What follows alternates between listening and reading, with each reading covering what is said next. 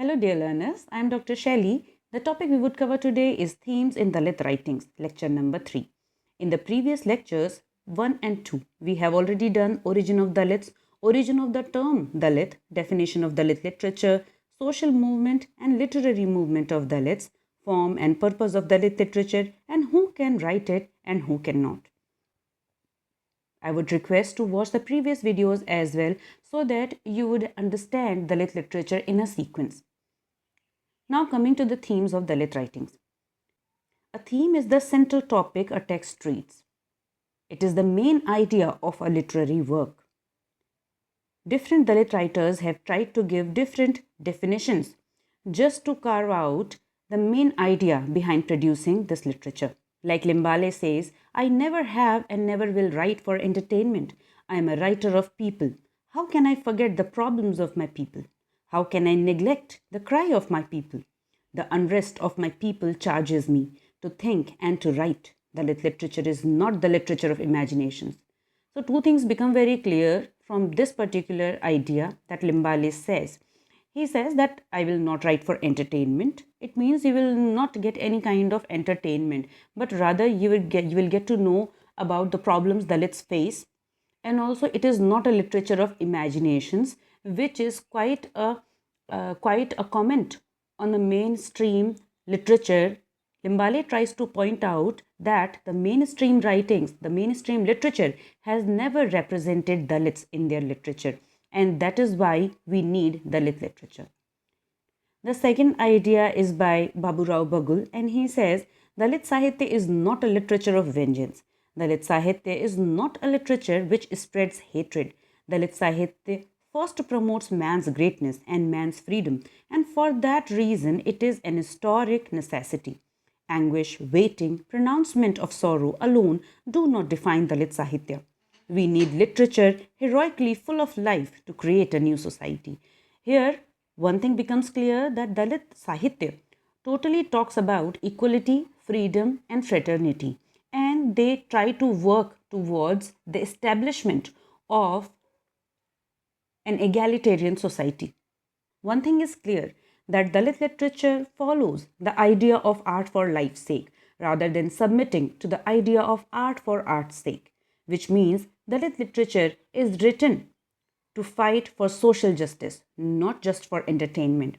This literature is the product of struggle of untouchables whose lives have been a saga of innumerable humiliations.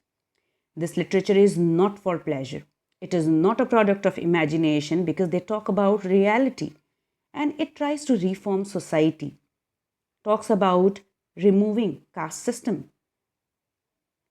Also, it records the unseen, unacknowledged in literature because in mainstream writing, we do not find such stark reality presented by mainstream writers. There are very less writers, very less Savarna writers who have talked about Dalit literature according to the history. So they try to rewrite the history from their own point of view. And the most important, the soul of Dalit literature is art for life's sake. The first theme that we talk about is narratives of pain and humiliation. And the main idea here is hunger and poverty and how Dalits have been always suppressed and exploited. In Jutan, we see the custom of Jutan and other caste atrocities in which Dalits have been very much forced to take Jutan. And they used to eat that relishly because they did not had any other choice. Hunger and poverty gets represented in their narratives. These themes of Dalit narratives, they feel very alien to modern readers. They do not know what caste atrocities have been there earlier. Most of the atrocities have been abolished, but some are still being followed. We see most of the protagonists always remaining half-fed. They lived in abject poverty. The situation never gets better for them. Lembale in Outcast narrates a small incident from his school when he was a small boy. We, the Mahar boys and girls, were asked to sit under another tree. Malia offered us his bombil curry, and in exchange, we offered him our dry bhakri as he had not brought any. The high caste girls from our village offered us their curry and bhakris without touching us. The thought that they might have seen our food upset me. I was ashamed of my food and guilty of eating it. We see how humiliated that little boy was. In Outcast, he says, I always felt half fed. Whatever was given, I ate greedily and nothing was ever enough. Everyone in my house needed food, so how could I alone think of eating till I was full? I had searched for every bit of leftover food in the house to make up my tiffin. So they used to live in dire poverty. Lakshman Gaikwad in The Branded, he says, I used to put my arms round my father's neck and weep bitterly for food. I used to make rounds of rubbish heap and search for the dried mango stones and tamarind seeds, collect them and roasted them and eat them. So we see here that the narratives are full of pain and humiliation and hunger and poverty, and all this happened because of the practice of untouchability and caste system. And this all gets expressed in Dalit narratives. The second theme is dual standards of society and religion. Dalit writers try to expose the duality of religion. The religiosity of societal standards is proved false. Limbale says about the dual standards of Hindu system that Hindus see the cow as their mother. A human mother is cremated, but when a cow dies, they need a mahar to dispose it of. Mahar is a caste in Maharashtra and they are considered low caste there. First, there is the concept of purity and pollution. The upper caste would be considered pure and they would always fear the touch of an untouchable and they do not want themselves to get polluted because the touch of an untouchable is always called dirty and polluted. And the caste was always seen as contaminated already. Their touch was considered impure. Still, Dalit women are raped or treated as a sexual object. They present the naked reality of society. And they tell that how the concept of purity and pollution works according to the whims of the upper caste. The enslavement of Dalits is based on the concept of purity and pollution. They are considered contaminated, impure, but such laws do not work when Dalit women are raped and treated as sexual objects. It is legitimized in the name of religion. Baby Kamble in The Prisons We Broke says, when Mahar women labor in the fields, the corn gets wet with their sweat. The same corn goes to make your pure, rich dishes, and you feast on them with such evident relish. Your palaces are built with the soil soaked with the sweat and blood of Mahars, but does it rot your skin? You drink their blood and sleep comfortably on the bed of their misery. Doesn't it pollute you then? So here we see that the concepts of purity and pollution, they work according to the people who are in power. And Dalit writers try to expose it off. The unseen and unrecorded reality of Dalit women being used as a keep by upper caste landlords is never represented in mainstream literature, but this gets expressed in all Dalit writings. Limbale tells how his mother was a keep of the village patil and all his siblings had different fathers. He says, my mother was not an adulteress, but the victim of a social system. I grow restless whenever I read about a rape in the newspaper. A violation anywhere in the country, I feel, is a violation of my mother. A Dalit woman is triply suppressed, and her status is more dejected than an upper caste woman. Upper caste women also face domestic violence and other problems, but a Dalit woman's exploitation is done on the basis of religion and on the basis of her caste. And she is triply suppressed because first she is a woman because of her gender. She gets suppressed. Second, because she is a Dalit, it makes her prey into the hands of Dalit men as well as upper caste men and also in the hands of upper caste women. They also exploit Dalit women. And the third is on the basis of economy. So their class, their poverty, it also makes them prey into the hands of upper caste landlords. So we see that the plight of Dalit women is totally different than an upper caste woman, and she is triply suppressed on the basis of her caste, her gender, and her class. Dalit narratives are a testimony of the past as well as present. They talk about all the caste atrocities, and the incidents Dalit writers have described in their narratives are true events. That's why they are also called testimonials. Limbale talks about his own mother and grandmother who were used as a keep by upper caste landlords. Valmiki shares similar tales, giving the real names of his teachers and the women they exploited. Kamble tells about her own experience of domestic violence. It becomes difficult not to believe them. And Valmiki describes how his father struggled for his education. As I made it very clear in the previous videos, that Dalits were not given any kind of education. Even hearing Ved mantras was banned for them. He tells how his teacher forced him to sweep in school, and his father got very angry over this. His father talked to other people about this in the village, but the response was not favorable. They said, "What is the point of sending him to school? When has a crow become a swan? You illiterate boorish people, what do you know? Knowledge is not gained like this.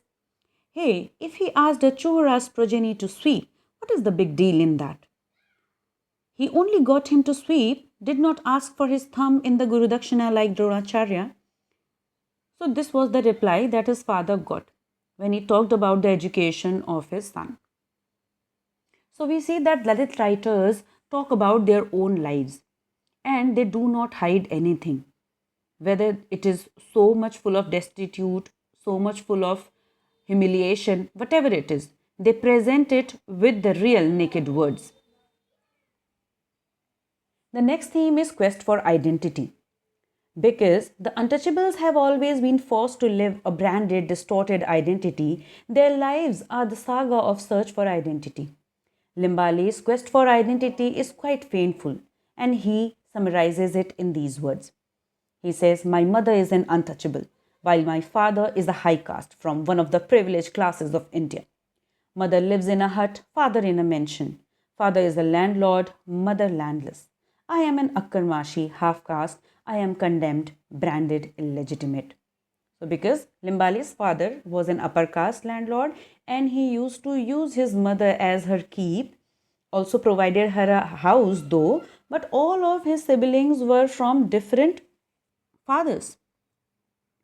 And Akkarmashi means a half caste. So Limbale struggles so much for his identity because he neither gets accepted by the upper caste nor by the lower caste people. And he was thus considered illegitimate in the society. So his identity becomes distorted. Bama in Karukku finds it very difficult to survive due to her identity of being a Dalit Christian. They struggled a lot for survival, for respect. The Christians treated them as Dalit Christians and also they were not given equal rights. And in Hinduism, already they were treated like an untouchable. So conversion also did not help. In that way, they had formed a different class, which was Dalit Christian. And untouchability was already there. It came with their caste. Dalit narratives are the narratives of resistance. Resistance means to rebel. Rebel against injustice, inequality, and survival through hardships. We see that in all Dalit autobiographies, in all Dalit poems, we see hardships, difficulties, obstacles in achieving anything. All the Dalit writers are not separate from Dalit movement, and the philosophy of Phule and Ambedkar had made them very much conscious of their slavery. So we see a rebellious nature there.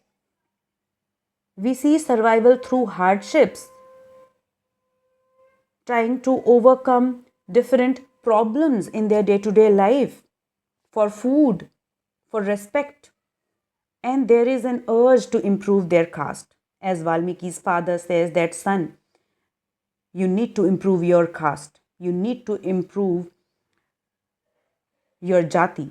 So this is the theme that gets expressed in all the Dalit literary texts.